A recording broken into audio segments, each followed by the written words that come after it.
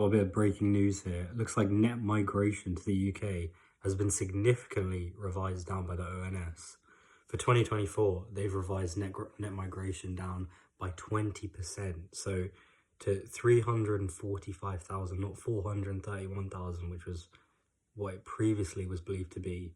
I don't know how the ONS can get numbers like this wrong, but this is what the story I'm reading says. So the big reason it looks like is that more Brits left the UK than first thought.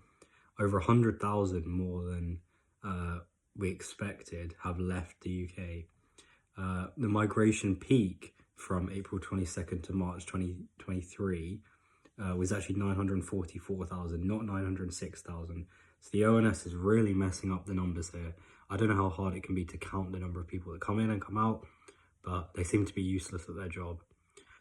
The leader of the opposition, Kemi Badenoch, says migration was too high, and it is still too high under Starmer, but under Sunak, she blamed bureaucrats for losing control. Conservative Party, despite 14 years of rule where migration spiraled out of control, they've been allegedly pushing for cuts for years. Labour has argued that high migration gives disincentives to training people locally. Starmer apparently has a plan to ban overseas hiring of care workers, tighten skilled visas, and raised employer costs. And he's promising significant falls within 4 years. But if we're being honest, it's probably not going to change. If not, it might go up. So the overall picture hasn't really changed. So it's 2.5 million net over 3 years instead of 2.6. And the ONS is using a new method apparently, which tracks tax and benefit activities, not surveys. So it's more accurate, but still not final. Honestly, I think they're making their lives way harder than it should be. I don't know how hard it can be to count the number of people that leave the country and don't come back in. It's numbers at the end of the day. It's very simple. So yeah, net immigration of Britons turned out to be 114,000, not 17,000.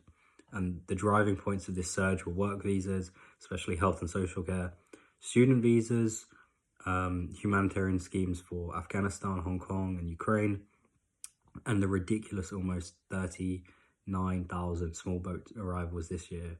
So this follows on from the Home Secretary Shavana Mahmood's asylum overhaul, as she declared the system out of control and unfair.